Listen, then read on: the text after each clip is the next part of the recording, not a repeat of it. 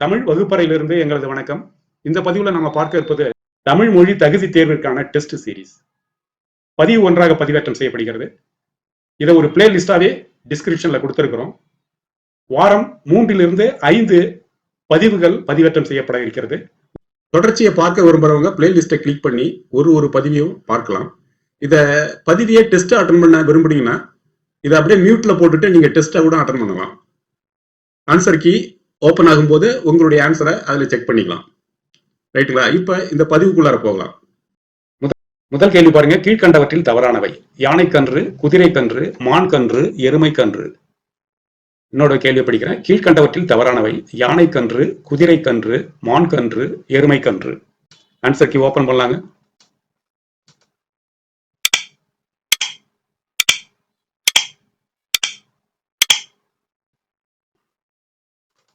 குதிரை கன்றுன்னு வராது, குதிரை குட்டின்னு வரும். சோ குதிரை குட்டி தான் கரெக்டான ஆன்சர்.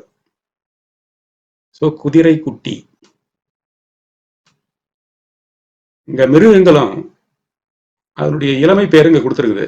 அணில், குஞ்சி, குட்டி. அதுலயே அணிலே பரள் பிள்ளைன்னு கூட சொல்லுவாங்க. அணில், பரள், பிள்ளை, ஆடு, குட்டி, எருமை, கன்று.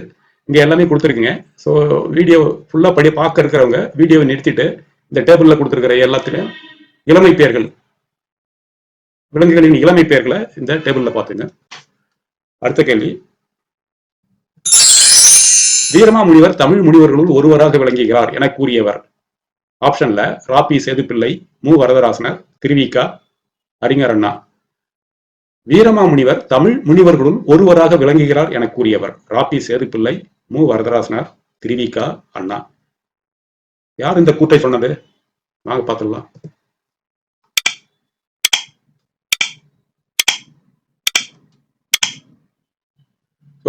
ராபி சேதுப்பிள்ளை தான் இந்த ஸ்டேட்மெண்ட் கொடுத்திருக்கிறாரு.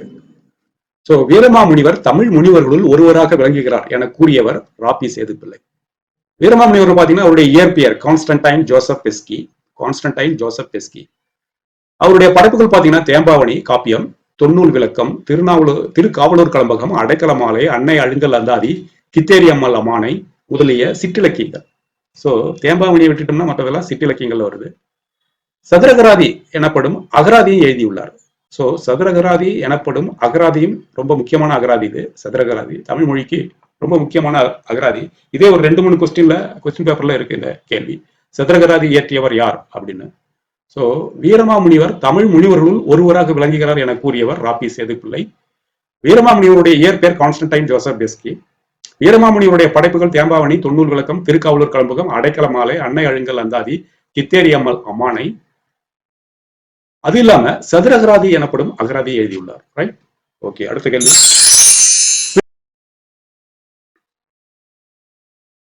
மூணாவது கேள்வி பாருங்க. பிழையற்ற வாக்கியத்தை கூறுக. ஆப்ஷன்ல என்ன கொடுத்திருக்காங்க? வயலில் மாடுகள் மேய்ந்தது, வயலில் மாடுகள் மேய்ஞ்சது, வயலில் மாடுகள் மேய்ந்தன, வயலில் மாடுகள் மேய்ந்தது. ரொம்ப ஈஸியான கொஸ்டின் தான். சோ வயலில் மாடுகள் இங்க ப்ளூரல்ல கொடுத்திருக்காங்க. மாடுன்னு சொன்னீங்கன்னா வெறும் மேய்ந்ததோட வரும். ரைட்டுங்களா? சிங்குலர் கொடுத்தோம்னா மேய்ந்ததோட வரும். ஆனா இங்க கொடுத்திருக்கிறது புளூரல். இங்க புளூரல்ல கொடுத்திருக்காங்க. புளூரல்ல இருக்கும்போது மேய்ந்தன அப்படின்னு பன்மையில வரும். ரைட்டுங்களா? வயலில் மாடுகள் மேய்ந்தன. ரைட்? அதுதான் கரெக்டா இருக்கும். வாங்க பார்க்கலாம்.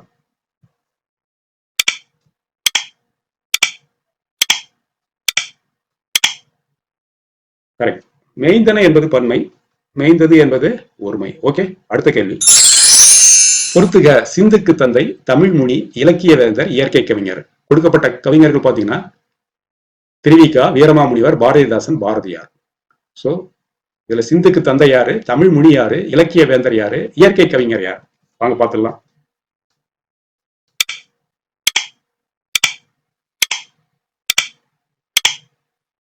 சிந்துக்கு தந்தை பாரதியார். சோ சிந்துக்கு தந்தை பாரதியார். ஓகே. தமிழ் முனி, தமிழ் முனின்னு பாத்தீங்கன்னா எல்லாம் டக்குன்னு என்ன பண்ணுவாங்க, வீரமாமுனிவரை டிக் பண்ணிடுவாங்க.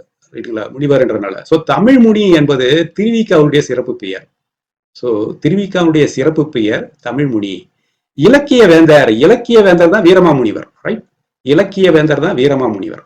இயற்கை கவிஞர் பாரதிதாசன். அழகின் சிரிப்பு படைத்த நூல் எழுதிய, அழகின் சிரிப்பு என்ற கவிதை நூல் எழுதிய பாரதிதாசன் இயற்கை கவிஞர். ரைட்? சோ இயற்கை கவிஞர் பாரதிதாசன். சோ சிந்துக்கு தந்தை பாரதியார், தமிழ் முனி திருவிக்கா, இலக்கிய வேந்தர் வீரமாமுனிவர், இயற்கை கவிஞர் பாரதிதாசன். அடுத்த கேள்வி, கீழ்கண்டவற்றில் தவறாக பொருத்தப்பட்டவை. கீழ்கண்டவற்றில் தவறாக பொருத்தப்பட்டவை. கொடுக்கப்பட்டது சுடர். சுடர்னா ஒளி, இது கரெக்டா தான் இருக்கும். நயம், நயம் என்பது இன்பம். நயம் என்பது இன்பம், கரெக்ட் தான். காப்பு, காப்பு என்பது வினை என்று குறிக்கப்பட்டிருக்கு. சோ கொஸ்டின் மார்க் போட்டு வைக்கலாம். இடுக்கன், இடுக்கன் என்பது துன்பம். இடுக்கன் வருங்கால் நகுக. சோ இடுக்கன் என்பது துன்பம், இதுவும் கரெக்டா தான் இருக்கும். இதனுடைய ஆன்சருக்கு பார்த்துடலாம்.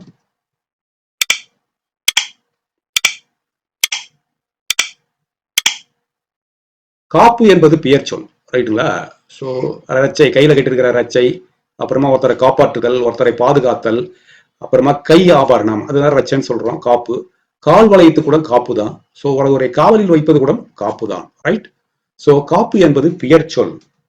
மீது எல்லாமே கரெக்ட். சுடர் என்பது ஒளியை குறிக்கக்கூடியது, நயம் என்பது இன்பம், இடுக்கன் என்பது துன்பம். அடுத்த கேள்வி, தாய்மானவர் காலம்.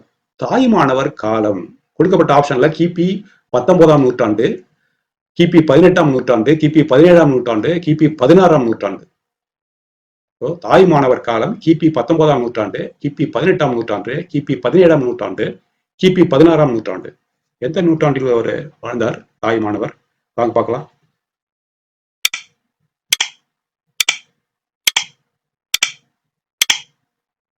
சோ அவர் வாழ்ந்த காலம் 18ஆம் நூற்றாண்டு, ரைட்? சோ தாய்மானவருடைய காலம் கிபி 18ஆம் நூற்றாண்டு, ரைட்டுங்களா? இவருடைய சிறப்பு பெயர் பாத்தீங்கன்னா, இவர் தமிழ் சமய கவிதையின் தூண். இவருடைய சிறப்பு பெயர் தமிழ் சமய கவிதையின் தூண்.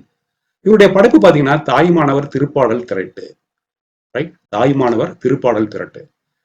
தமிழ் மொழியின் உபநிடதம். இந்த தாய்மானவர் திருப்பாடல் திரட்டனுடைய சிறப்பு பெயர் பாத்தீங்கன்னா தமிழ் மொழியின் உபநிடதம் என போற்றுவார். இன்னொரு கேள்வி கூட கேட்டிருந்தாங்க ஒரு கொஸ்டின் பேப்பர்ல, சமரச சன்மார்க்கத்தை உலகிற்கு முதலில் அறிமுகம் செய்தவர் யார்? எல்லாம் ராமலிங்க அடிகள் நினைச்சிட்டு இருக்கிறாங்க. இல்ல, முதலில் சமரச சன்மார்க்கத்தை உலகிற்கு முதலில் அறிமுகம் செய்தவர் தாய்மானவர், ரைட்? சோ தாய்மானவர் காலம் 18ஆம் நூற்றாண்டு. ஓகே, அடுத்த கேள்வி, மலர்தலை ஞானத்து மண்ணுயிர்க்கெல்லாம் தகுதியால் வாழ்தல் இனிது என்ற பாடல் இடம்பெற்ற நூல். மலர்தலை ஞானத்து மண்ணுயிர்க்கெல்லாம் தகுதியால் வாழ்தல் இனிது என்ற பாடல் இடம்பெற்ற நூல். ஆப்ஷன்ல நலவெண்பா, நான்மணிக்கடிகை, இனியவை 40, பராபரக்கண்ணி. மலர்தலை ஞானத்து மண்ணுயிர்க்கெல்லாம் தகுதியால் வாழ்தல் இனிது என்ற பாடல் இடம்பெற்ற நூல். ஆப்ஷன் நலவெண்பா, நான்மணிக்கடிகை, இனியவை 40, பராபரக்கண்ணி. ஆன்சரை பார்த்துடலாம்.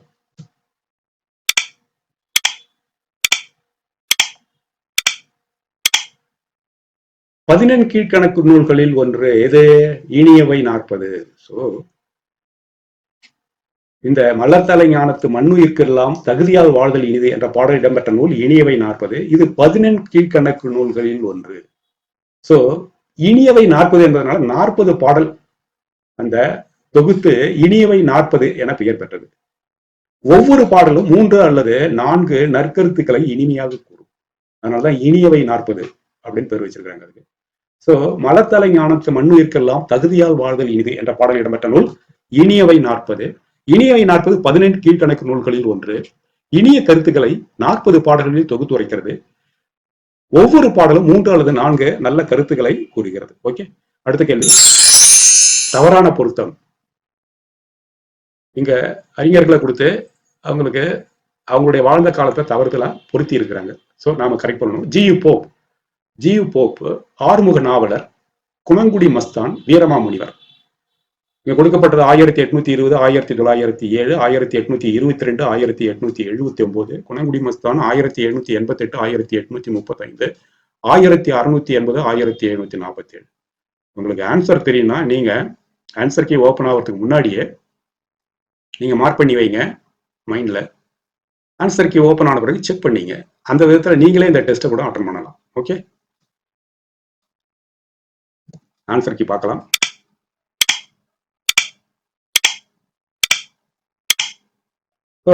இதுல பாத்தீங்கன்னா ஜியு போப்புடைய வாழ்ந்த காலம் தான் தவறுதலாக கொடுக்கப்பட்டிருக்கிறது. அவருடைய வாழ்ந்த காலம் பிறந்தது 1820. ஆனால் அவர் மறைந்தது 1907 கிடையாது, 1908. சோ இதுதான் கரெக்டா இருக்கும். சோ ஜியு போப்புடைய காலம் 1820 இருந்து 1908 வரை. ஸோ இவருடைய பணின்னு பார்த்தீங்கன்னா, சிறப்பான பணின்னு பார்த்தீங்கன்னா, திருக்குறள், நாலடியார், திருவாசகம் இந்த நூல்களை எல்லாம் இவர் ஆங்கிலத்தில் மொழிபெயர்த்திருக்கிறார். கேட்டிருக்கிறாங்க, திருக்குறளை மொழிபெயர்த்தவர் யார் அப்படின்னு கேட்டிருக்கிறாங்க.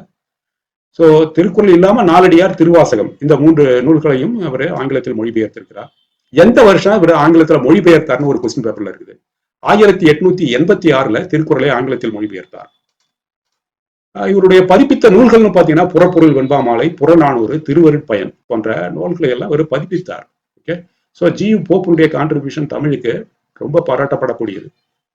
திருக்குறளை முதலாக ஆங்கிலத்தில் மொழிபெயர்த்தவர் ஜி.யு. போப். மொழிபெயர்த்த ஆண்டு 1886. இவருடைய காலம் 1820 இருந்து 1908 வரை. ஓகே, அடுத்த கேள்வி. தெய்வ தமிழின் இனிமையும் எளிமையும் பொருந்திய செய்யுள் நடையால் ஆனது. கற்போர்க்கு மனத்தூய்மை, பக்தி சுவை ஆகிய ஊட்டும் நூல். தெய்வ தமிழின் இனிமையும் எளிமையும் பொருந்திய செய்யுள் நடையால் ஆனது. கற்போர்க்கு மனத்தூய்மை, பக்தி சுவை ஆகிய ஊட்டும் நூல். ஆப்ஷன்ல என்ன கொடுத்திருக்காங்க? இனியவை 40, தாய்மானவர் திருப்பாடல் திரட்டு, திருக்குறள், புறநானூறு. தெய்வ தமிழின் இனிமையும் எளிமையும் பொருந்திய செய்யுள் நடையாலானது. கற்போர்க்கு மனத்தூய்மை, பக்தி சுவை அப்படின்னு நாம மைண்ட்ல இந்த ஆன்சர் கீயை டிக் பண்ணி வைக்கலாம். தாய்மானவர் திருப்பாடல் திரட்டு, ரைட்டுங்களா? ஸோ ஆன்சரை பார்க்குறப்ப தாய்மானவர் திருப்பாடல் திரட்டு, ஏன்னா இந்த பக்தின்னு இங்க கொடுத்ததுனால ஸோ நாம தாய்மானவர் திருப்பாடல் திரட்டு என்பதை அசியூம் பண்ணலாம். ஸோ தெய்வ தமிழின் இனிமையும் எளிமையும் பொருந்திய செய்யுள் நடையாலானது. கற்போர்க்கு மனத்தூய்மை, பக்தி சுவை ஆகிய ஊட்டும் நூல். தாய்மானவர் திருப்பாடல் திரட்டு. Next question. கீழ்கண்டவற்றில் தவறாக பொருந்தியுள்ளதை தேர்ந்தெடு. என்ன கொடுத்திருக்காங்க? திருக்குறள் பெருமையை விளக்கும் நூல் திருவள்ளுவர் மாலை.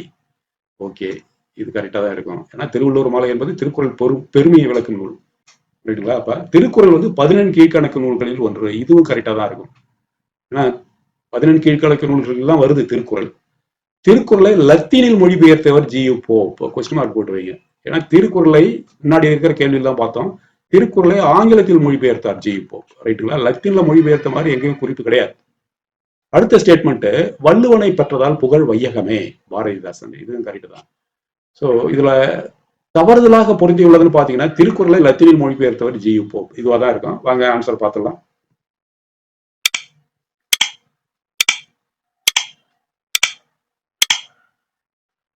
கரெக்ட். 1886 திருக்குறளை ஆங்கிலத்தில் மொழிபெயர்த்தார். யாரு? ஜி.யு. போப். இங்க லத்தீனில் மொழிபெயர்க்கவில்லை, ஆங்கிலத்தில் மொழிபெயர்த்தார். ஓகே, அடுத்த கேள்வி. சொல்லாதன இல்லை பொதுமறையான திருக்குறளில் இவ்வடியை பாடியவர். சொல்லாதன இல்லை பொதுமறையான திருக்குறளில் இவ்வடியை பாடியவர். ஆப்ஷன்ல பாரதியார், பாரதிதாசன், கவிமணி, சுரதா.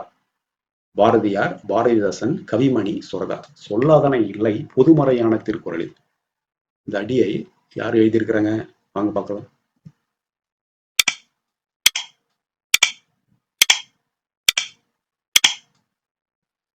இந்த அடியை எழுதுனது பாரதிதாசன். இந்த அவருடைய கவிதையில இந்த ஸ்டேட்மெண்ட்டை கொடுத்தது, சொல்லாதன இல்லை பொதுமறையான திருக்குறளில் என்ற ஒரு கவிதையை வரியை இயற்றியவர் பாரதிதாசன். சோ எந்த கவிதைன்னு பாத்தீங்கன்னா, வெல்லாததில்லை திருவள்ளுவன் வாய் விளைத்தவற்றுள் பொல்லாததில்லை புரை தீர்ந்த வாழ்வினிலே அழைத்து சொல்லாததில்லை பொதுமறையான திருக்குறளில் இல்லாத இல்லை இணையில்லை முப்பானுக்கு இந்நிலத்தே. அருமையான வரிகள். அதனாலதான் பாரதிதாசனுக்கு பாவேந்தர்னு அவருக்கு சிறப்பு பேர் உண்டு. ஸோ அழகான தமிழ்ல அருமையான கவிதைகளை இயற்றியிருக்கிறார். அதனாலதான் இவருக்கு அழகின் சிரிப்பு இதனால அந்த இயற்கை பற்றி அழகின் சிரிப்பு என்ற ஒரு கவிதை நூல்ல அழகாக இயற்கையை வர்ணித்திருக்கிறார். அதற்காகவே இவருடைய சிறப்பு பெயர், மற்றொரு சிறப்பு பெயர் இயற்கை கவிஞர். ரைட். சொல்லாததில்லை இல்லை பொதுமறையான திருக்குறளில், சொல்லாதன இல்லை பொதுமறையான திருக்குறளில் இவ்வடியை பாடியவர் பாரதிதாசன். களிறு எரிந்து பெயர்தல் காலைக்கு கடனே என்று கூறியவர். களிறு எரிந்து பெயர்தல் காலைக்கு கடனே என்று கூறியவர். ஆப்ஷன்ல ஒக்கூர் மாசாத்தியார், பொன்முடியார், காவற்பெண்டு, ஔவையார். ஒக்கூர் மாசாத்தியார், பொன்முடியார், காவற்பெண்டு, ஔவையார். ரைட். யார் இவர் சொல்லியிருக்கிறாங்க? களிறு எரிந்து பெயர்தல் காலைக்கு கடனே என்று கூறியவர்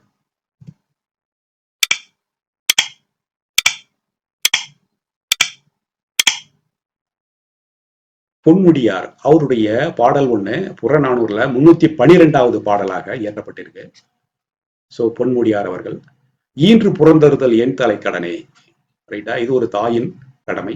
சான்றோன் ஆக்குதல் தந்தைக்கு கடனே, இது ஒரு தந்தையின் கடமை. வேல் வடித்து கொடுத்தல் கொல்லருக்கு கடனே, நன்னடை நல்கல் வேந்தற்கு கடனே, ஒளிர்வாள் அறிஞ்சமம் உருக்கி களிறு எரிந்து பேர்தல் காலைக்கு கடனே. ரைட். ஸோ அவருடைய கடமைகளை இங்க குறிப்பிட்டிருக்கிறார். இதுல புறநானூறு என்பது புற வாழ்க்கை, போர் சார்ந்த வாழ்க்கை. ஸோ போர்க்களம், அது சார்ந்த வாழ்க்கை, அரச வாழ்க்கை, போர் வாழ்க்கை, அது சார்ந்த விஷயங்களை புறநானூறு, நம்முடைய வரலாற்று பெட்டகம் அது புறநானூறு. ஸோ அது சார்ந்த விஷயங்களை கூறியிருக்குது. அதுல 312வது பாடலாக பொன்முடியார் இயற்றிய பாடல் தான் ஈன்று புறந்தறுதல் என் தலை கடனே. ரொம்ப முக்கியமான வரிகள் இது. நிறைய கொஸ்டின் பேப்பர்ல இதுல இருந்து ஒரு 2 வரிகளை எடுத்து இது இயற்றியது யாரு, இது எந்த நூல்ல இருக்கு அப்படின்னு கேட்டிருக்கிறாங்க. ஸோ இங்க கொடுத்தது கடைசியா, இந்த பாடல இருக்கிற கடைசியா ஒரு வரியை எடுத்து களிறு எரிந்து பேர்தல் காலைக்கு கடனே என்று கூறியவர் பொன்முடியார், புறநானூறு. அடுத்த கேள்வி, கீழ்கண்டவற்றில் தவறான பொருத்தம். கீழ்கண்டவற்றுள் தவறான பொருத்தம் கொடுக்கப்பட்டது கதம்ப மாலை, பொன்னூல், முத்தாரம், வாடாத மாலை. ஆப்ஷன் என்ன இருக்குன்னு பாத்தீங்கன்னா, தேம்பாவணி, தொன்னூல் விளக்கம், தொன்னூல்ல இந்த கால் விட்டு போயிருக்கு. ஸோ தொன்னூல் விளக்கம், சதுரகராதி, கலம்பகம். ஸோ எது எதனுடைய சிறப்பு பெயர் என்னன்னு பார்த்துடலாம். கதம்ப மாலை. கதம்ப மாலை நமக்கு தெரியும், கலம்பகத்துக்கு தான் கதம்பம்னு சொல்லுவாங்க. ஏன்னா பல வகையான பூக்களை கொண்டது கதம்பம் இல்லைங்களா? அது மாதிரி பல வகையான பாடல்களை கொண்ட ஒரு நூல் வந்து கலம்பகம். ரைட். ஸோ இங்க வந்து ரைட். அதுக்கு அடுத்தது பொன்னூல். பொன்னூல் என்பது தொன்னூலை குறிக்கக்கூடியது. பொன்னூல் என்பது தொன்னூல். ரைட். ஸோ பொன்னூல் என்பது தொன்னூல். முத்தாரம் வாடாத மாலைன்னு சொல்லியிருக்கிறோம். ஸோ தேம்பாவணி என்பது வாடாத மாலையை குறிக்கக்கூடியது. ஸோ தேம்பாவணி என்பது வாடாத மாலை. முத்தாரம் என்பது சதுரகராதி. வாங்க பார்க்கலாம் நான் சொன்னதெல்லாம் கரெக்டா இல்லையான்ட்டு.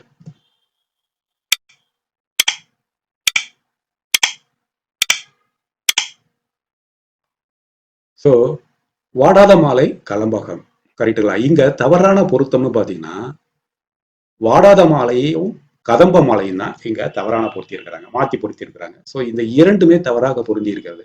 கதம்ப மாலை என்பது கலம்பகத்தை குறிக்கக்கூடியது,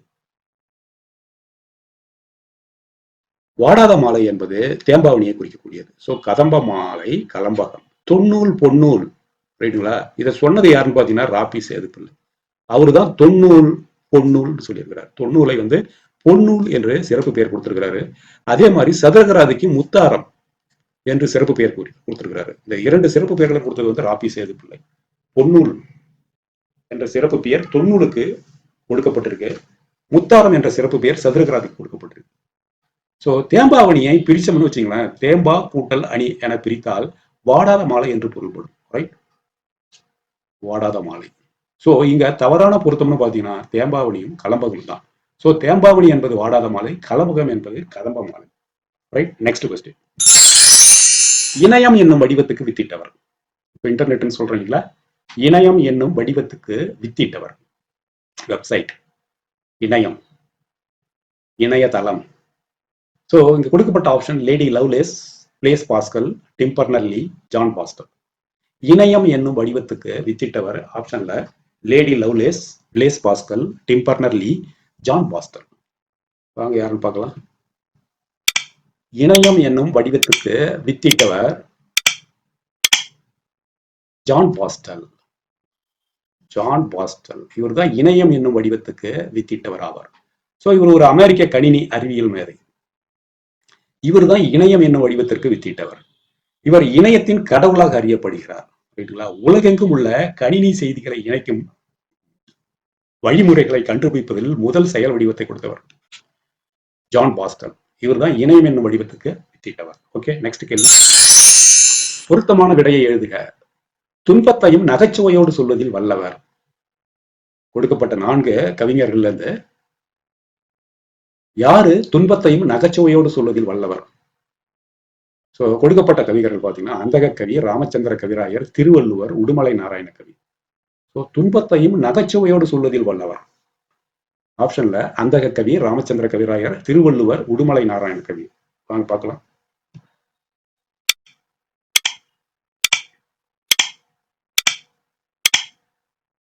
ராமச்சந்திர கவிராயர்.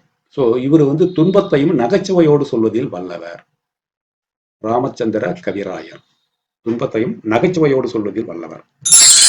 அடுத்த கேள்வி, கண்டன கற்பினி கனியை கண்களால் இவ்வடி மூலம் அனுமன் பெற்ற புகழ் பெயர். கண்டனின் கற்பினி கனியை கண்களால் இவ்வடி மூலமா அனுமன் பெற்ற புகழ் பெயர். சோ இங்க என்னென்ன ஆப்ஷன்ல கொடுத்திருக்கிறாங்க? சொல்லின் நாயகன், சொல்லின் தலைவன், சொல்லின் புலவன், சொல்லின் செல்வன். எல்லாமே சொல்லின் தான் வந்திருக்குது. ஃபர்ஸ்ட் இருக்குது சொல்லின் நாயகன், சொல்லின் தலைவன், சொல்லின் புலவன், சொல்லின் செல்வன். வாங்க இதுல எது கரெக்டான ஆன்சர் பார்த்துக்கலாம்.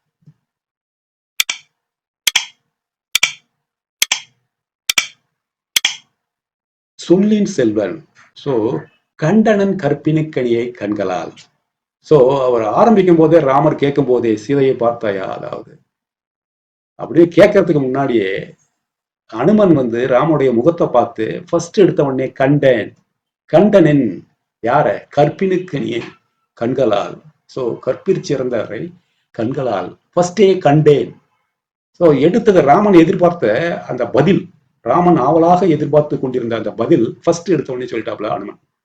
இலங்கைக்கு போயிட்டு சீதையை பார்த்துட்டு வந்த உடனே கண்டனன் கற்பிணிக்கணியை கண்களால் இவ்வடி மூலம் அனுமன் பெற்ற புகழ்பெயர் சொல்லின் செல்வன்.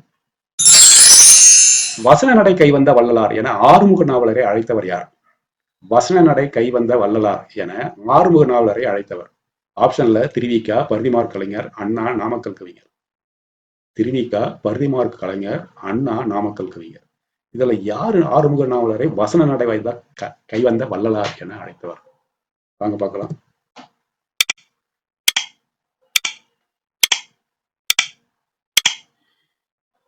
பரிதிமாற் கலைஞர்.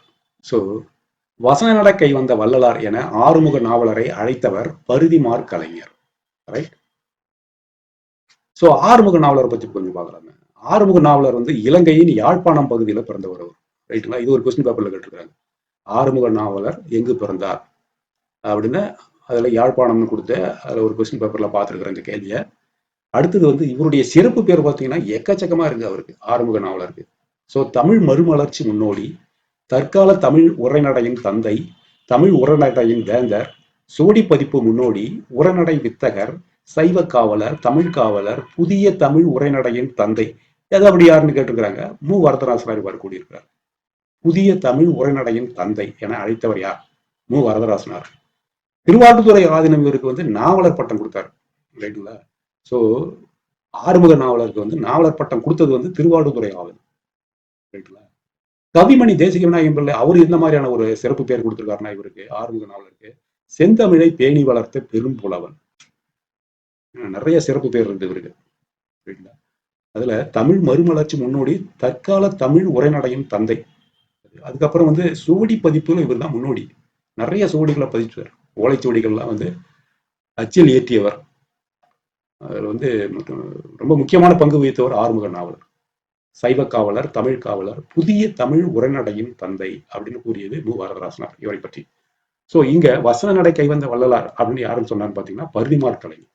அவர் தான் ஆறுமுக நாவலரை வசன நடை கைவந்த வள்ளலார் என சிறப்பித்தார். அடுத்த கேள்வி, யாப்பு என்றால் டேஷ் என்பது பொருள். யாப்பு யாப்பு என்றால் டேஷ் என்பது பொருள். ஆப்ஷன்ல அடித்தல், சிதைத்தல், கட்டுதல், துவைத்தல். இது ரொம்ப ஈஸியான கேள்விதான். யாப்பு என்பது கட்டுதல். யாப்பு என்பது கட்டுதல். வாங்க ஆன்சர் பார்த்துடலாம்.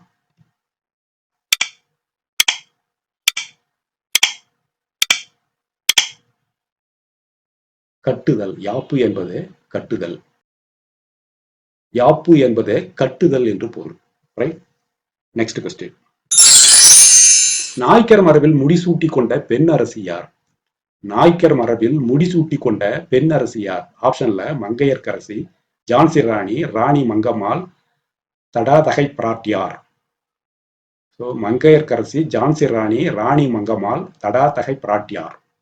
இதுல நாய்க்கர் மரபில் முடிசூட்டி கொண்ட பெண் அரசி யார்? இது ரொம்ப ஈஸி தான். வாங்க ஆப்ஷன்ல தெரிஞ்சுக்கலாம். உங்களுக்கு தெரியும் இதனுடைய ஆன்சர்.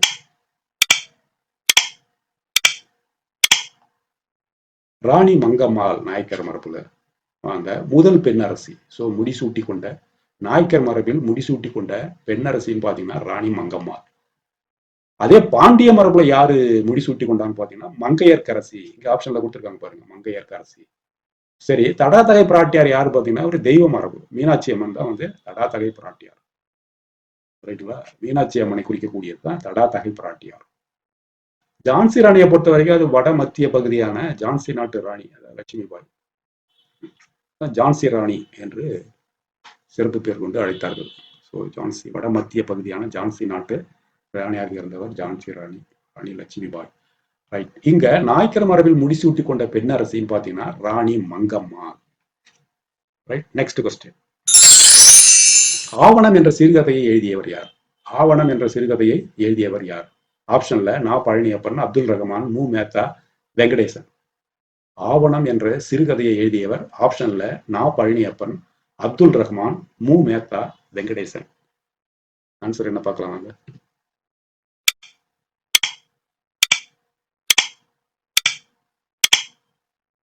நா பழனியப்பன். சோ ஆவணம் என்ற சிறுகதையை எழுதியவர் நா பழனியப்பன். அடுத்த கேள்வி. மணிமேகலையில் விருச்சிக முனிவரால் பசிநோய் சாபம் பெற்றவள் யார்? மணிமேகலை காப்பியத்துல விருச்சிக முனிவரால் பசிநோய் சாபம் பெற்றவள் யார்? ஆப்ஷன்ல சுதமதி, மணிமேகலை, ஆதிரை, காயசண்டிகை. சுதமதி, மணிமேகலை, ஆதிரை, காயசண்டிகை. இதுல யார் வந்து விருச்சிக முனிவரால் பசிநோய் சாபம் பெற்றவள்? வாங்க பார்க்கலாம்.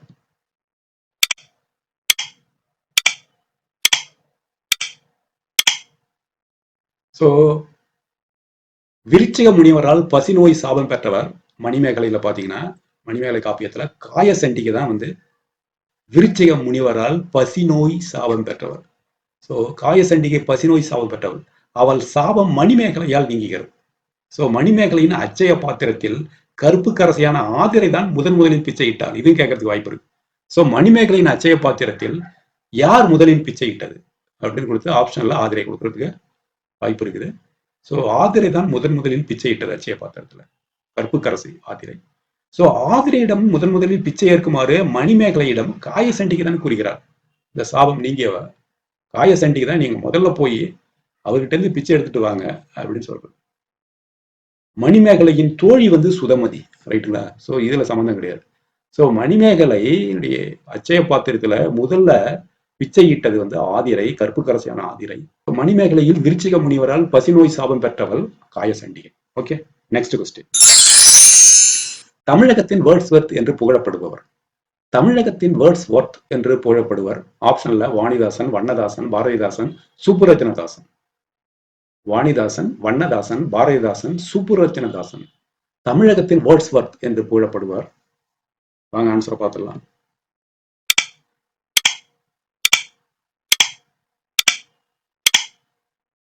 வாணிதாசன். தமிழகத்தின் வேர்ட்ஸ்வொர்த் என்று புகழப்படுபவர் வாணிதாசன். ஸோ வாணிதாசனுடைய சிறப்பு பெயர் பார்த்தீங்கன்னா அவருக்கு தமிழகத்தின் வேர்ட்ஸ்வொர்த்னு இருக்கு. அதுவும் இல்லாம அவருடைய சிறப்பு பெயர் கவிஞரேறு.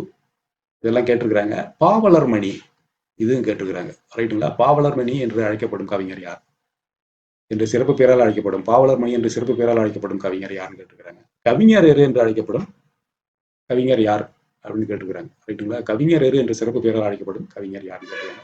இந்த இரண்டு சிறப்பு பெயருமே வாணிதாசனுக்கு. அதுவும் இல்லாம அவர் தமிழகத்தின் வேர்ட்ஸ்வொர்த் என்று புகழப்படுகிறார். ரைட். Next question.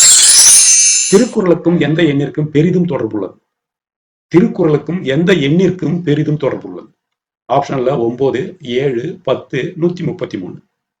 9, 7, 10, 133. ரைட். இதுல எந்த எண்ணு கூட திருக்குறள் ரொம்ப சம்பந்தப்பட்டிருக்கு அப்படின்னு பார்க்கலாம் வாங்க.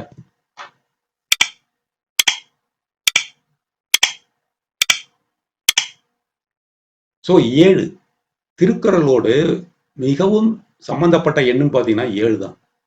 சோ இது எப்படின்னு பாத்தீங்கன்னா திருக்குறள் 7 சீர்களால் அமைந்த குறள். ஒரு பாடல் பாத்தீங்கன்னா திருக்குறள்ல ஒரு குறள் எடுத்துட்டோம்னா அது 7 சீர்களால் அமைந்தது. ரைட்டுங்களா? மேல ஃபர்ஸ்ட் அடியில வந்து 4 சீர் இருக்கும், இரண்டாவது அடியில 3 சீர் இருக்கும். ரைட்டா? இப்ப 7 என்னும் எண்ணு பெயர் 8 குறட்பாவில் இடம்பெற்றுள்ளது. ரைட். சோ 8 குறள்ல வந்து 7 என்னும் எண்ணு பெயர் இடம்பெற்றுள்ளது. இந்த அதிகாரங்கள் பாத்தீங்கன்னா மொத்தம் 133 அதிகாரங்கள் இருக்கு. அந்த கூட்டணும்னு வச்சுங்க 1, 3, 3 மூணுத்தையும் கூட்டணும்னா நமக்கு 7 கிடைக்குது. குறள் பா அதுல டோட்டலா எத்தனை குறள் இருக்குதுன்னு பாத்தீங்கன்னா 1330. இதையும் கூட்டினா நமக்கு 7 கிடைக்கும். ரைட். சோ திருக்குறளுக்கும் 7 என்ற எண்ணிற்கும் பெரிதும் தொடர்புள்ளது. Okay, next question. 99 வகையான பூக்களின் பெயர்கள் இடம்பெறும் நூல் எது? 99 வகையான பூக்களின் பெயர்கள் இடம்பெறும் நூல். ஆப்ஷன்ல குறிஞ்சிப்பாட்டு, முல்லைப்பாட்டு, களிப்பாடல், பரிபாடல். குறிஞ்சிப்பாட்டு, முல்லைப்பாட்டு, களிப்பாடல், பரிபாடல். இதுல எதுல 99 வகையான பூக்களின் பெயர்கள் இடம்பெற்றிருக்கு? வாங்க பார்க்கலாம்.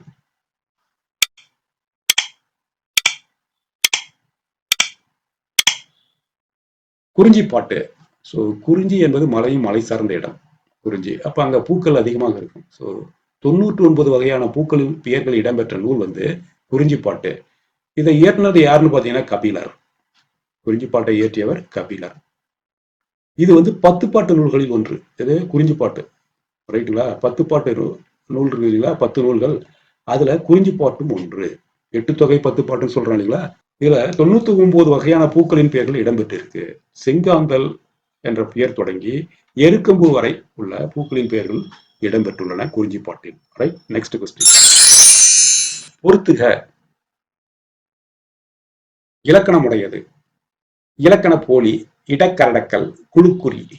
இந்த ஆப்ஷன்ல என்னென்ன கொடுத்துருக்காங்க? ஆப்போசிட்ல பொன்னை பரி, கால் கழுவி வந்தேன், கால்வாய், புறநகர்.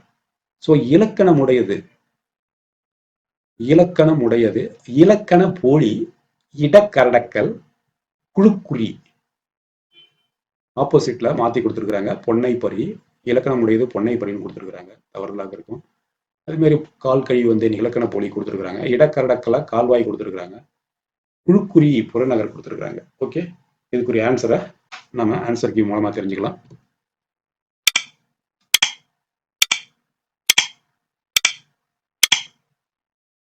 ஃபர்ஸ்ட் எடுத்துங்க குழுக்குறி. இந்த கடைசியா இருக்கிறது இல்லைங்களா, இது குழுக்குறி.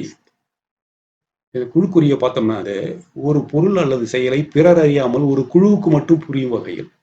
இப்ப குழுக்குறி என்பது பொன்னை பரி. அப்போ ஒரு குழுவுக்கு மட்டும் புரிஞ்சுக்கிற மாதிரி சொல்லக்கிற ஒரு கோடு வேர்டு தான் பொன்னை பரி. ரைட்டா? இது யார் பயன்படுத்துவாங்கன்னு பார்த்தீங்கன்னா பொற்கொள்ளர் பயன்படுத்துவது. ரைட்டுங்களா? அவங்களுக்குள்ளார இதை பயன்படுத்துவது பொன்னை பரி. அதுக்கடுத்தது பார்த்தீங்கன்னா இடக்கரடக்கல். இடக்கரடக்கல் அப்படின்னு பார்த்தீங்கன்னா பிறரிடம் வெளிப்படையாக சொல்ல முடியாத சொற்களை தகுந்த பொருளுடைய வேறொரு சொற்களால் கூறுவது இடக்கரடக்கல். இப்ப கால் கழுவி வந்தேன் என்பது அது குழந்தை வெளியே போய் விட்டுன்னு சொல்றாங்க இல்லைங்களா? இதே மாதிரி கால் கழுவி பாத்ரூம்ல இருந்து வரும்போது கால் கழுவி வந்தேன் அப்படின்றது நாகரிகமா சொல்லுவது. ரைட்டுங்களா? அது பேர் தான் இடக்கரடக்கல். வேறு ஒரு சொல்லால நாம நாகரிகப்படுத்துவது இடக்கரடக்கல். ஸோ கால் கழுவி வந்தேன் 2 ஆச்சுங்களா? 1 2 ஆச்சு. லாஸ்ட்ல இருந்து போனோம்னா இலக்கண போலி. இலக்கண போலி அப்படின்னு பாத்தீங்கன்னா அது எது அப்படின்னு பாத்தீங்கன்னா புறநகர். இப்ப நகர்ப்புறம் என்பதுதான் புறநகரா இருக்கு. ரைட்டுங்களா? சோ அது இலக்கண போலி. ரைட், இலக்கண போலி புறநகர். இன்னொன்னு என்னது? இலக்கணம் உடையது. இலக்கணம் உடையது கால்வாய். ரைட், இலக்கணம் உடையது கால்வாய். ஓகே, சோ இலக்கண நெறியிலிருந்து இன்னொன்னு இருக்குங்க, மருன்னு ஒண்ணு இருக்கு. அது பாத்தீங்கன்னா இலக்கண நெறியிலிருந்து திரிந்து சிதைந்து தானே மருவி வழங்கி வரும் சொற்கள் மரு எனப்படும். இப்ப தஞ்சாவூருக்கு தஞ்சைன்னு சொல்றோம், திருநெல்வேலிக்கு நெல்லைன்னு சொல்றோம். சோ நெக்ஸ்ட், உலகின் 8வது அதிசயம் என பாராட்டப்படுபவர். உலகின் 8வது அதிசயம் என பாராட்டப்படுபவர். ஆப்ஷன்ல Nightingale, Annie Sullivan, Helen Keller, Polly Thomson. Nightingale, Annie Sullivan, Helen Keller, Polly Thomson.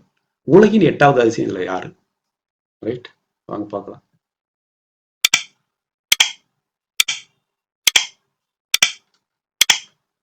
உலகின் 8வது அதிசயம் என பாராட்டப்படுபவர் கெலன் கெல்லர். உலகிலேயே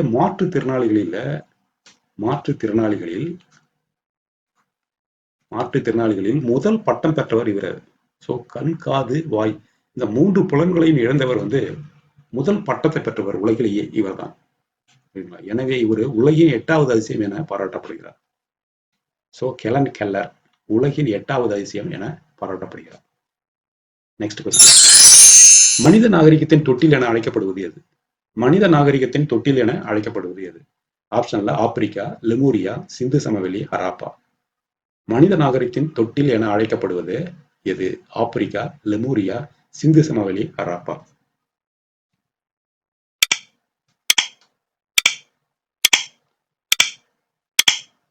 மனித நாகரிகத்தின் தொட்டில் என அழைக்கப்படுவது லெமூரியா.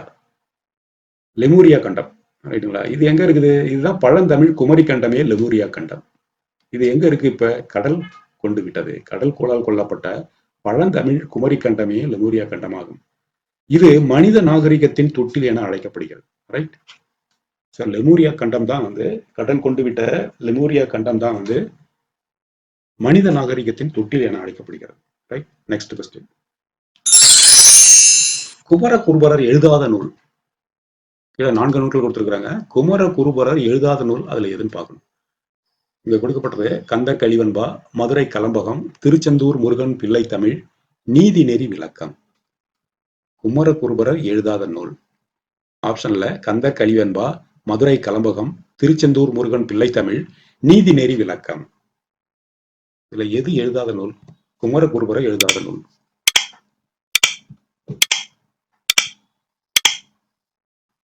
திருச்செந்தூர் முருகன் பிள்ளை தமிழ், இதுதான் குமரகுருபரர் எழுதாத நூல்.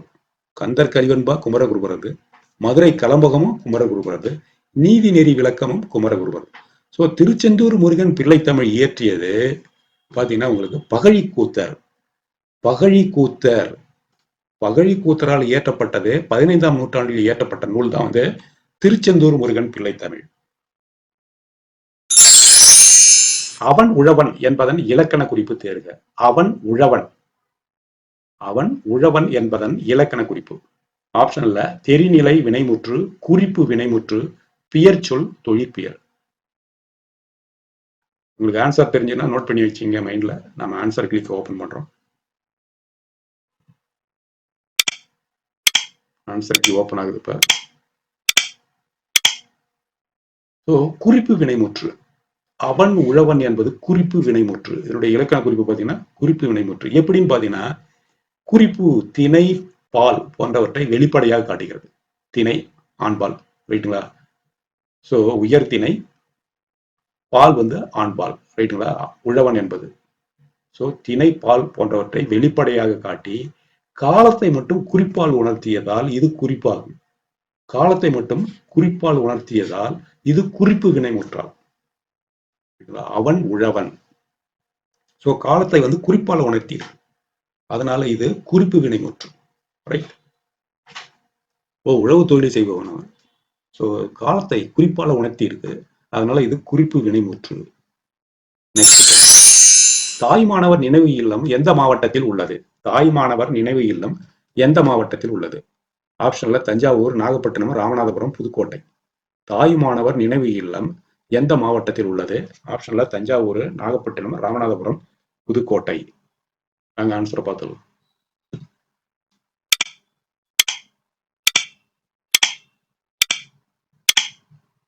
ராமநாதபுரம் மாவட்டத்தில் தான் தாய்மானவர் நினைவு இல்லம் உள்ளது.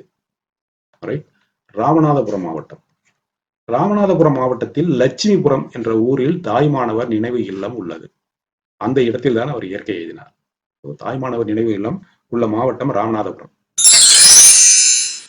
அடுத்த கொஸ்டின். திணை அளவு போதா சிறுபுல் நீர் நீண்ட என்ற பாடலை எழுதியவர் யார்? திணை அளவு போதா சிறுபுல் நீர் நீண்ட என்ற பாடலை எழுதியவர். ஆப்ஷன்ல நக்கீரர், கபிலர், திருவள்ளுவர், பூதஞ்சந்தனார். திணை அளவு போதா சிறுபுல் நீர் நீண்ட என்ற பாடலை எழுதியவர். ஆப்ஷன்ல நக்கீரர், கபிலர், திருவள்ளுவர், பூதஞ்சந்தனார்.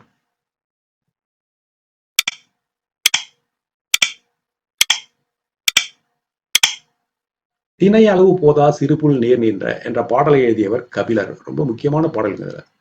இதுல ஒரு அறிவியல் கோட்பாடு வெளிப்பட்டிருக்கு. இந்த பாடலை முதல்ல பார்க்கலாம். திணை அளவு போதா சிறுபுல் நீர் நீண்ட பனை அளவு காட்டும் படித்தார். எதை பத்தினா இது திருவள்ளுவருடைய திருக்குறளை பத்தி. ஸோ அதனுடைய சைஸ் சின்னதா இருந்தாலும் அது கொடுக்கிற விஷயம், குரல் கொடுக்கிற பொருள் வந்து ரொம்ப உயரமானது, ரொம்ப அதிகமானது. அதான் திணை அளவு போதா சிறுபுல் நீர் நீண்ட பனை அளவு காட்டும் படித்தால் மனை அழகு வல்லைக்கு உறங்கும் வளநாடா வள்ளுவனார் வெள்ளை குரல் பாவிரி. கபிலர் எழுதின திருவள்ளுவர் மாலையில் இருக்குன்னு நினைக்கிறேன் அந்த பாடல். ரைட்டுங்களா? இப்பாடல் அறிவியல் அணுகுமுறையை சார்ந்தது. எப்படின்னு பாத்தீங்கன்னா, தொலைவில் உள்ள பொருளை உருவத்தை அண்மையில் தோன்றும்படி செய்யலாம் அப்படின்னு கண்டுபிடிச்சவர் கலீலியோ. ரைட். ஸோ அந்த சிந்தனையை இங்க வந்து கபிலருடைய பாடல் கபிலர் கலியுகம் முன்னாடியே வெளிப்பட்டிருக்கு. ஸோ கபிலரின் சிந்தனை அன்றைய தமிழரின் அறிவியல் கருத்தை வெளிப்படுத்துகிறது. புல்நுனியில இருக்கும் பனித்துளியானது திணை அளவு இருக்கும், அந்த அளவு கூட இருக்காது, அதோட சிறியது இருக்கும். ரைட்டுங்களா? சோ அந்த அளவு சிறிதாக இருக்கக்கூடிய அந்த நீர்த்துளி தூரத்தில் இருக்கும் பனைமரத்தை தன்னுள்ளே காட்டுகிறது. அது மாதிரி படித்தால் திருக்குறளும் அது மாதிரிதான், குறள்ல இருக்கிற பொருளும் அது மாதிரிதான். அந்த அளவு பொருளை வந்து நமக்கு குறள் வந்து வெளிப்படுத்துகிறது, திருக்குறள் வெளிப்படுத்துகிறது. இதை எழுதின ஒரு திணை அளவு போதா சிறுபுல் நீர் நீண்ட என்ற பாடலை எழுதியவர் கபிலர்.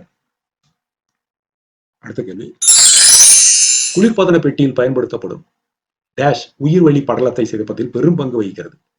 குளிர்பதன பெட்டியில் பயன்படுத்தப்படும் டேஷ் உயிர் வழி படலத்தை சிதைப்பதில் பெரும் பங்கு வகிக்கிறது. ஆப்ஷன்ல குளோரோஃபுளோரோ கார்பன், ஈத்தேன், கதிரியக்கம், மீத்தேன்.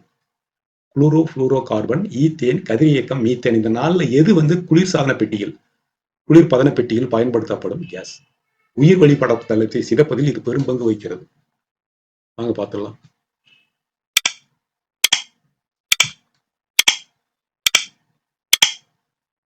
குளோரோஃபுளோரோ கார்பன், இதுதான் குளிர்பதன பெட்டியில் பயன்படுத்தப்படும் அந்த வாயு. இது உயிர் வழி படலத்தை சேர்ப்பதில் பெரும் பங்கு வகிக்கிறது. ரைட்டுங்களா? Chlorofluoro carbon. Okay, next. பொறுத்துக வினைத்தொகை, ஓமைத்தொகை, உம்மைத்தொகை, அன்மொழித்தொகை. இலக்கண குறிப்பு தான். ஸோ ஆப்போசிட்ல என்னென்ன கொடுத்துருக்காங்க? 4-2, செய்தொழில், பவள வாய் பேசினால், மதிமுகம். இப்ப வினைத்தொகை எது வரும்னு பாக்குறீங்க? வினை ஒரு செய்யக்கூடிய தொழில் அப்படின்னா செய்தொழில், இதுதான் வினைத்தொகையா இருக்கும். செய்யும் தொழில், செய்கின்ற தொழில், செய்த தொழில், இப்படி 3 காலத்தை உணர்த்தும் வினைத்தொகை. ஸோ அப்படி பார்க்க போனீங்கன்னா 2 வினைத்தொகை. ஓமைத்தொகை, ஓமைத்தொகை ஒரு பொருளை வந்து ஓமையா கொடுக்கிறது. இப்ப மதிமுகம், மதி போன்ற முகம், ஸோ நிலவு போன்ற முகம், அந்த போல என்கிற உருவம் மறைந்திருக்கிறது ஓமைத்தொகையில. ரைட்டுங்களா? ஸோ இங்க 4 ஓமைத்தொகை என்பது 4 மதிமுகம், வினைத்தொகை என்பது 2 செய்தொழில். அதுக்கடுத்தது ஊமை தொகையை பார்க்கலாம். அதாவது ஒரு சொல்லை பிரிச்சோம்னா உம்முன்னு பிரிக்கலாம். இப்ப 4-2 எடுத்துங்க, 4ம் 2ம். ரைட்டுங்களா? இது உம்மை தொகையில வர்றது. சோ 1 உம்மை தொகை வந்து 1, 4-2. அன்மொழி தொகை, அன்மொழி தொகைன்னு பாத்தீங்கன்னா இங்க பவள வாய், பவளம் போன்ற வாய், இது ஆக்சுவலா உங்களுக்கு ஓமை தொகையில வரும். பவளம் போன்ற வாய்னு வந்து. ஆனால் இந்த சொல்லோட பேசினால் என்ற ஒரு தொகை சாராத ஒரு சொல் வந்திருக்கு, தெரியுதுங்களா? அதனால இலக்கண குறிப்புன்னு வரும்போது உங்களுக்கு தொகை வகையில சாராத ஒரு சொல் வந்து தொகையோட சேர்ந்து வந்ததுன்னா அதை நாம அன்மொழி தொகைன்னு சொல்றோம். ரைட்டுங்களா? இங்க 3 அன்மொழி தொகை வந்து பவள வாய் பேசினா. சோ 2, 4, 1, 3 பார்க்கலாம் வாங்க.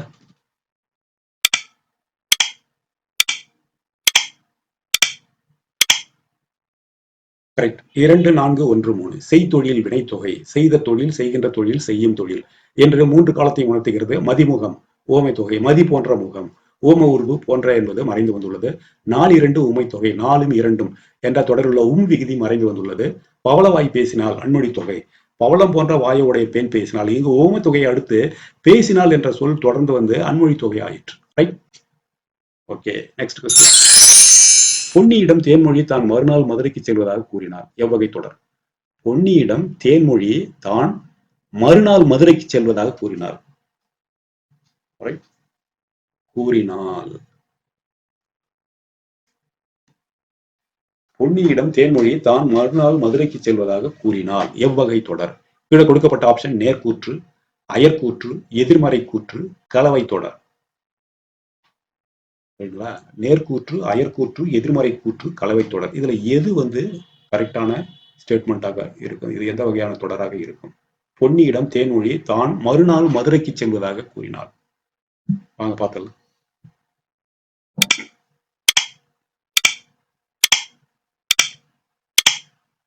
அயற்கூற்று.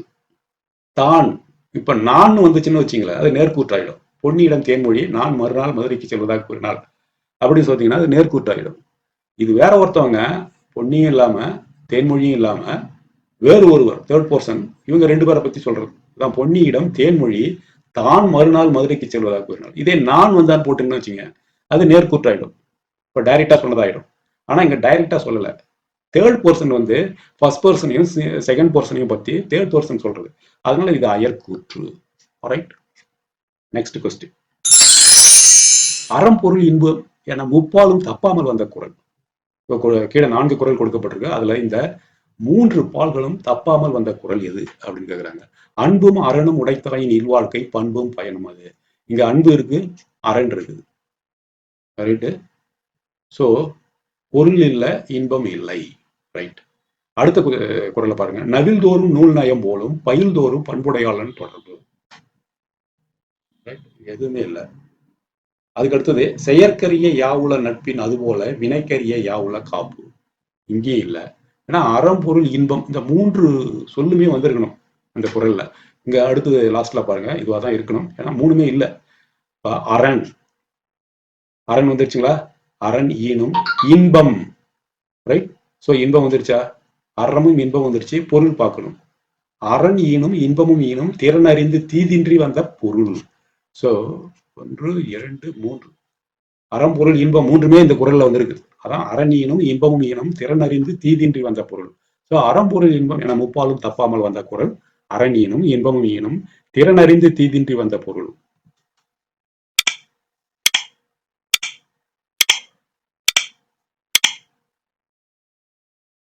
ரைட். Next question. அடுத்த கேள்வி பாருங்க. திராவிடம் என்னும் சொல்லை முதன் முதலில் உருவாக்கியவர். திராவிடம் என்னும் சொல்லை முதன் முதலில் உருவாக்கியவர் யார்?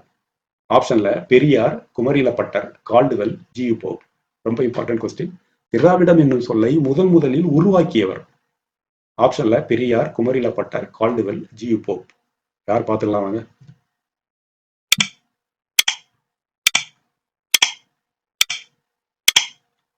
குமரில பட்டர். சோ திராவிடம் என்னும் சொல்லை முதன் முதலில் உருவாக்கியவர் குமரில பட்டர். ஆனா அதை பயன்பாட்டு கொண்டுட்டு வந்தவரும் பாத்தீங்கன்னா கால்டுவெல். ஸோ கால்டுவெல் இங்க ஆப்ஷன்ல கொடுத்துருக்காங்க. அதனால கன்ஃபியூஷன் ஆனா ஃபர்ஸ்ட் அந்த சொல்லை உருவாக்கியவர் வந்து குமரில பட்டர். ரைட்டுங்களா? அதை பயன்பாட்டு கொண்டுட்டு வந்தவர் கால்டுவெல். ரெண்டுல எப்படி வேணாலும் கேட்கலாம். திராவிடம் என்னும் சொல்லை முதன் முதலில் பயன்பாட்டு கொண்டு வந்தவர் யாருன்னு கேட்டாங்கன்னா கால்டுவெல். அதை சொல்ல முதலில் யார் உருவாக்கியவர்னு கேட்டாங்கன்னா Kumarila Bhattar. Okay. Next question. Pugazhendhi புலவரை ஆதரித்தவர். புகழேந்தி புலவரை ஆதரித்தவர். ஆப்ஷன்ல சடையப்ப வள்ளல், குமண வள்ளல், சந்திரன் சொர்க்கி, வரபதி ஆட்கொண்டான். புகழேந்தி புலவரை ஆதரித்தவர். எப்படி கம்பரை வந்து சடையப்ப வள்ளல் ஆதரித்தாரோ அது மாதிரி புகழேந்தி புலவரை ஒருத்தவர் ஆதரித்திருக்காரு. ஆப்ஷன்ல நம்ம யாருன்னு கண்டுபிடிக்கணும். சோ புகழேந்தி புலவரை ஆதரித்தவர் யார்?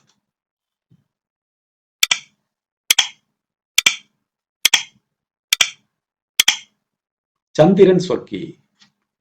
புகழேந்தி நலவெண்பா எழுதிய புகழ்பெற்ற சோழர் கால புலவர். ரைட்டுங்களா? ஒரு புகழேந்தி வந்து சோழர் காலத்துல சேர்ந்த ஒரு புலவர். நலவெண்பா எழுதியவர் அவரை ஆதரித்த வள்ளல்னு பாத்தீங்கன்னா சந்திரன் சொர்க்கி. எந்த டைம்னு பாத்தீங்கன்னா 12ஆம் நூற்றாண்டு.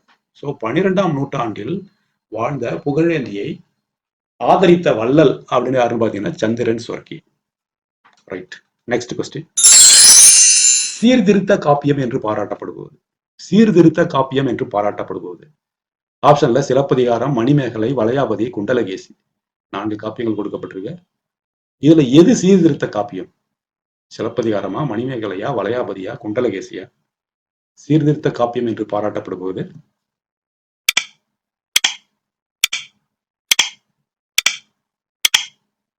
மணிமேகலை.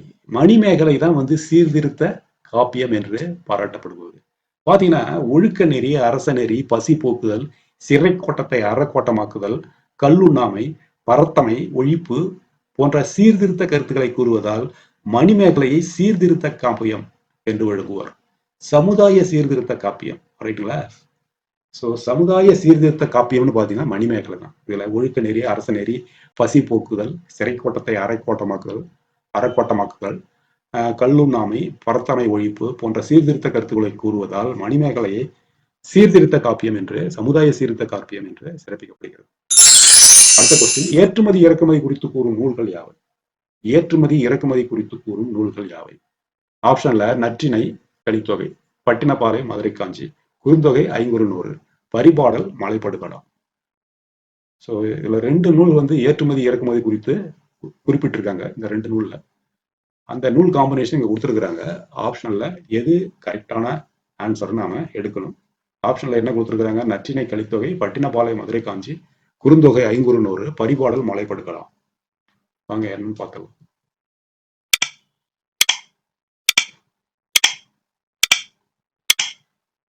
ஏற்றுமதி இறக்குமதி குறித்து கூறும் நூல்கள் பார்த்தீங்கன்னா பட்டினப்பாலை, மதுரை காஞ்சி. இந்த 2 நூல்கள்லையும் இந்த ஏற்றுமதி இறக்குமதி குறித்த குறிப்புகள் இருக்கிறது. ரைட்டுங்களா? பழந்தமிழகத்தின் வணிகப் பொருள்கள் பற்றிய குறிப்புகள் பட்டினப்பாலையிலும் மதுரை காஞ்சியிலும் காணப்படுகின்றன. Right, next question. அடுத்த கேள்வி பாருங்க. சரிந்த குடலை புத்தத்துறவியார் சரி செய்த செய்தியை கூறும் நூல். சரிந்த குடலை புத்தத்துறவியார் சரி செய்த செய்தியை கூறும் நூல். ஆப்ஷன்ல பெருங்கதை, குண்டலகேசி, நாககுமார காவியம், மணிமேகலை. சரிந்த குடலை புத்தத்துறவியார் சரி செய்த செய்தியை கூறும் நூல். ஆப்ஷன்ல பெருங்கதை, குண்டலகேசி, நாககுமார காவியம், மணிமேகலை. எதுன்னு பார்க்கலாம் வாங்க.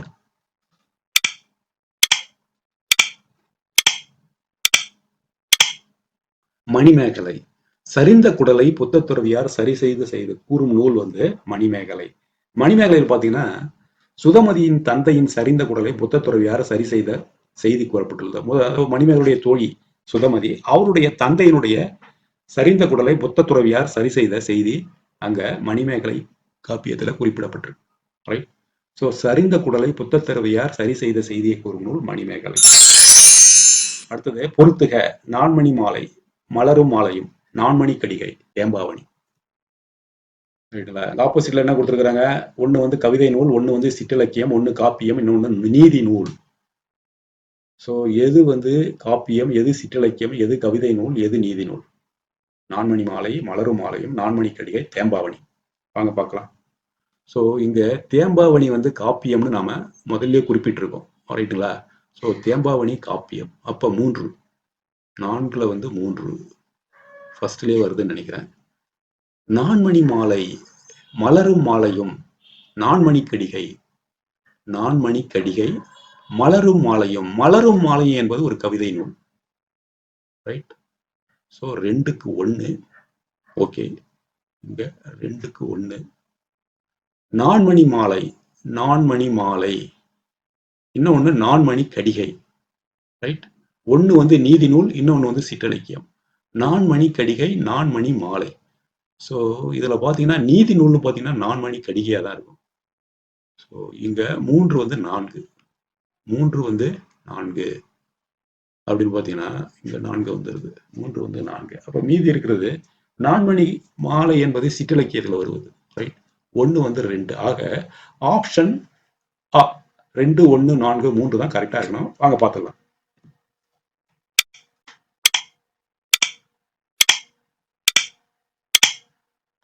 கரெக்ட். 2, 1, 4, 3. ஸோ நான்மணி மாலை என்பது சிற்றிலக்கியம். 96 வகை சிற்றிலக்கியங்களில் ஒன்று நான்மணி மாலை. மலரு மாலை எழுதுறது வந்து கவிமணி தேசிக விநாயகம் பிள்ளை. அது ஒரு கவிதை நூல், அது மலரு மாலை. ஸோ அதுக்கடுத்து நான்மணி கடிகை வந்து 17 கீழ்கணக்கில் வர்ற ஒரு நீதி நூல். சரிங்களா? 17 கீழ்கணக்கில் இருக்கிறது எல்லாமே நீதி நூல்கள் தான். திருக்குறளும் வந்து 17 கீழ்கணக்கில் தான் வருது. ரைட். ஸோ தேம்பாவணி என்பது காப்பிய வகை நூலாகும். ரைட்டுங்களா? ஸோ இங்க நான்மணி மாலை என்பது சிற்றிலக்கியம், மலரும் மாலையும் கவிதை நூல், நான்மணி கடிகை நீதி நூல், தேம்பாவணி காப்பியம். Okay, next question. சதகம் என்பது டேஷ் பாடல்களை கொண்ட நூலை குறிக்கும். ரொம்ப ஈஸியான கேள்வி. சதகம். ரைட்டுங்களா? சதகம் என்பது 100 பாடல்களை கொண்ட நூலை குறிப்பது தான் வந்து சதகம். சதகம் என்றாலே 100 என்றுதான் அர்த்தம். வாங்க பார்க்கலாம்.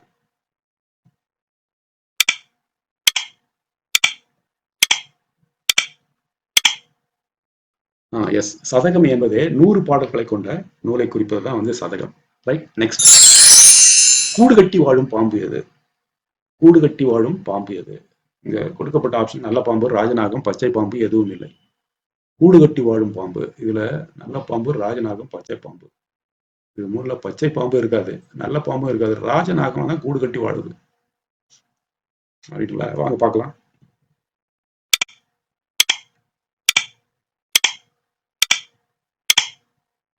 ஸோ ராஜநாகம். ராஜநாகம் தான் வந்து கூடு கட்டி வாழ்வது. ஏன்னா நல்ல பாம்பு எல்லாம் பொந்துல இருக்கிறது, பச்சை பாம்பு மரத்துல இருக்கிறது. ராஜநாகம் என்பது தனக்குரிய வீடை அதுவே அமைத்துக் கொள்ளும்.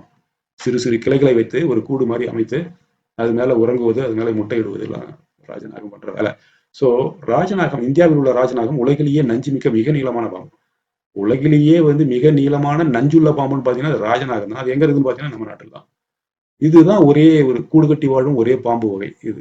ராஜநாகம் மற்ற பாம்புகளையும் கூட உணவாக்கி கொள்ளும். Right, next question. பொறுத்துக. தமிழ் எண்கள் கொடுக்கப்பட்டிருக்குங்க. ஸோ தமிழ் எண்கள் நீங்க தெரிஞ்சு வச்சீங்க. எப்போது ஒரு கொஸ்டின் கொடுத்துட்றாங்க. இங்க 5, 7, 9, 4 அதுக்கு ஆப்போசிட்ல மாத்தி மாத்தி கொடுத்துருக்காங்க. நம்ம 5க்குரியது, 7க்குரியது, 9க்குரியது, 4க்குரியது எல்லாம் நமக்கு தமிழ் எண்கள் அட்லீஸ்ட் 0ல இருந்து 9 வரைக்கும் நமக்கு தெரியணும். தெரிஞ்சதுன்னா ஈஸியா நம்ம அதை அட்டன் பண்ணிக்கலாம். அது தெரிஞ்சுங்க. வாங்க பார்க்கலாம் இதுக்குரிய ஆன்சரை.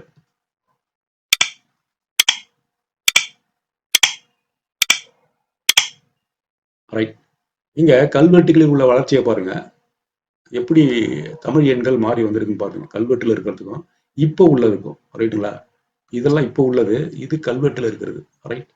ஸோ இதுல பாத்தீங்கன்னா கா என்பது 1, ஊ என்பது 2, ஞாவுல வந்து இந்த கோடு இல்லாம இருக்கிறது 3, சாவுல கீழே சு என்கிற வார்த்தை அந்த கோடு வந்து மேல போயிடுச்சுன்னா அது 4, ரூ 5, சூவிலே இன்னொரு கால் வாங்கினா 6, ஏ 7, ஆ 8, அப்புறம் கூவில் வந்து அந்த கோடு இல்லாமல் இருக்கிறது 9. ரைட்டுங்களா? இதை அப்படியே மைண்ட் பிக்சர் வச்சுங்க. மைண்ட் பிக்சர் வச்சுக்கிட்டா நம்ம ஈஸியாக இது மாதிரியான கேள்விக்கு ஈஸியாக ஆன்சர் பண்ணலாம். இப்போ இங்கே கொடுக்கப்பட்டது 5க்கு வந்து ஏ ரைட்டாக கொடுத்துருக்குறாங்க, 7க்கு ஏ தான், அதுவும் கரெக்டு தான், 9க்கு அந்த கூ மாதிரி கொடுக்கறது, 4க்கு வந்து சூ மாதிரி கொடுக்கறது எல்லாமே கரெக்டாக கொடுத்துருக்காங்க, ஏபிசிடி. ரைட். ஸோ இதை கொஞ்சம் தெரிஞ்சு வச்சுங்க. ஒரு 2-3 டைம் நீங்களே எழுதி பார்த்தீங்கன்னு வச்சுங்க, மைண்டில் ரெக்கார்ட் ஆகிடும். ஈஸியாக இந்த மாதிரி கொஸ்டினை ஈஸியாக அட்டன் பண்ணிடலாம். வருவதற்கு வாய்ப்பு இருக்கு. இதுல ஒரு கேள்வி. அடுத்த கேள்வி பாருங்க. தென்னிந்தியாவின் ஏதன்ஸ் என்னும் புகழ்மிக்க நகரம். தென்னிந்தியாவின் ஏதன்ஸ் என்னும் புகழ்மிக்க நகரம். கொடுக்கப்பட்டிருக்கலாம் தமிழ்நாட்டுக்குள்ளார இருக்கிற பிளேஸ் தான். மதுரை, ஊட்டி, கொடைக்கானல், ஏற்காடு. இதுல எது தென்னிந்தியாவின் ஏதன்ஸ்? வாங்க பார்த்தலாம்.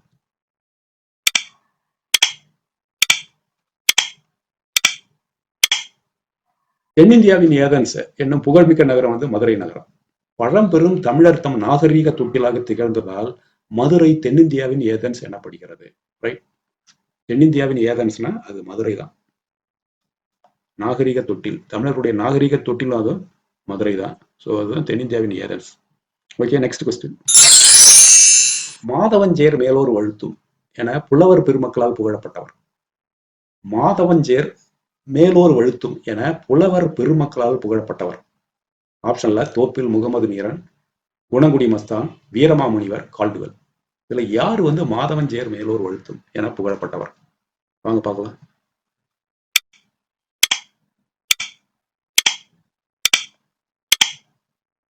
குணங்குடி மஸ்தான். ஸோ குணங்குடி மஸ்தான் தான் வந்து மாதவஞ்சேர் மேலோர் வழுத்தும் என புலவர் பெருமக்களால் புகழப்பட்ட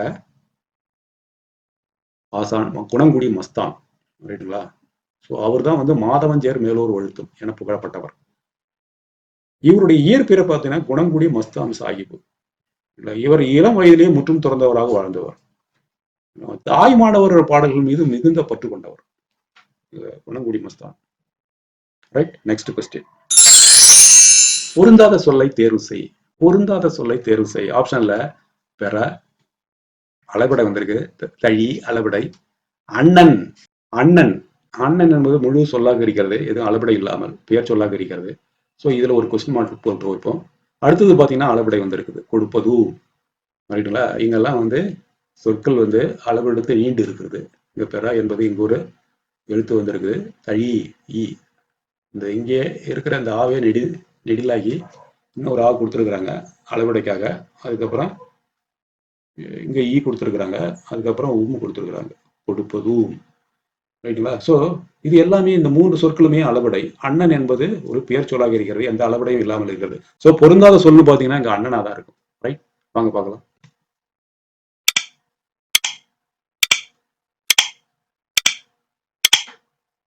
அண்ணன் என்பது பெயர் சொல். ரைட்டுங்களா? ஏனைய 3ம் அளபடையாகும். Okay, next. கீழ்கண்ட கூற்றுகளை ஆராய்க. என்ன கொடுத்திருக்காங்க? ருஷ்யா நாட்டின் அணு துளைக்காத கிரெம்ளின் மாளிகையில் உள்ள சுரங்க பாதுகாப்பு பெட்டகத்தில் திருக்குறளும் இடம்பெற்றுள்ளது. ரைட்டு. இத்தாலி நாட்டில் உள்ள அருங்காட்சியகத்தில் திருக்குறள் விவிலியத்துடன் வைக்கப்பட்டுள்ளது. இத்தாலி நாட்டில் உள்ள அருங்காட்சியகத்தில் திருக்குறள் விவிலியத்துடன் வைக்கப்பட்டுள்ளது. அப்படி எதுவும் பார்த்தது இல்லை, என்ற ஒரு குறிப்பும் இல்லை. பார்க்கலாம் வாங்க. எது கரெக்ட், எது தவறு?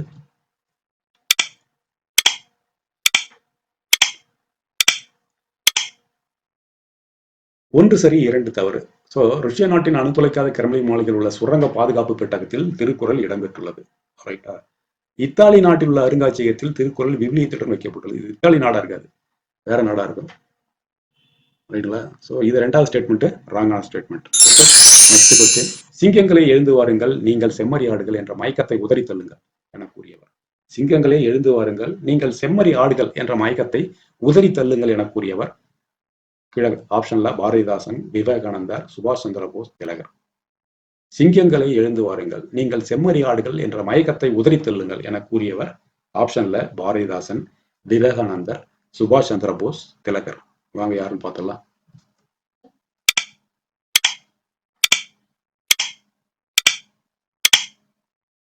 விவேகானந்தர் தான் இந்த ஸ்டேட்மெண்ட் கொடுத்திருக்கிறார். சிங்கங்களை எழுந்து வாருங்கள், நீங்கள் செம்மறி ஆடுகள் என்ற மயக்கத்தை உதறி தள்ளுங்கள் என்று கூறியவர் விவேகானந்தர். ஓகே, கடைசி கேள்வி, இந்த பதிவிற்கான கடைசி கேள்வி. தமிழுக்கு தொண்டு செய்வோன் சாவதில்லை, யார் கூற்று? தமிழுக்கு தொண்டு செய்வோன் சாவதில்லை அப்படின்னு சொன்னவர் யார்? ஆப்ஷன்ல பாரதியார், பாரதிதாசன், கண்ணதாசன், எதுவும் இல்லை. வாங்க யார் சொன்னாங்க இதை? தமிழுக்கு தொண்டு செய்வோன் சாவதில்லை. பாரதியாரா, பாரதிதாசனா, கண்ணதாசனா?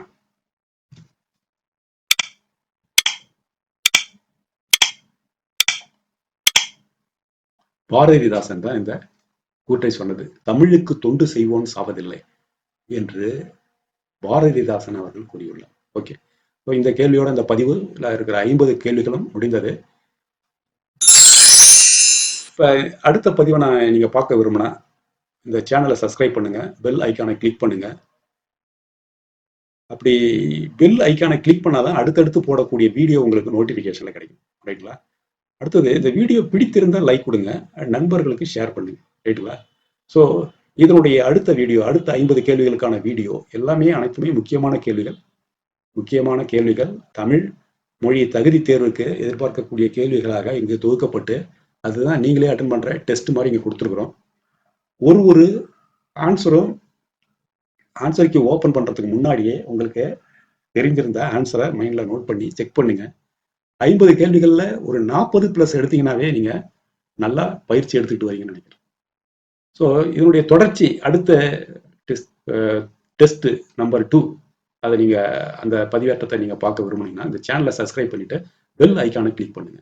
பெல் ஐக்கானை கிளிக் பண்ணாதான் அடுத்தடுத்து போடக்கூடிய வீடியோ உங்களுக்கு நோட்டிபிகேஷன்ல கிடைக்கும். அதுவும் இல்லாம இந்த வீடியோ பிடிச்சிருந்தா லைக் கொடுங்க, நண்பர்களுக்கு ஷேர் பண்ணுங்க. ரைட்டுங்களா? ஸோ நமது அடுத்த பதிவேற்றத்துல நம்ம சந்திக்கலாம். நன்றி, வணக்கம்.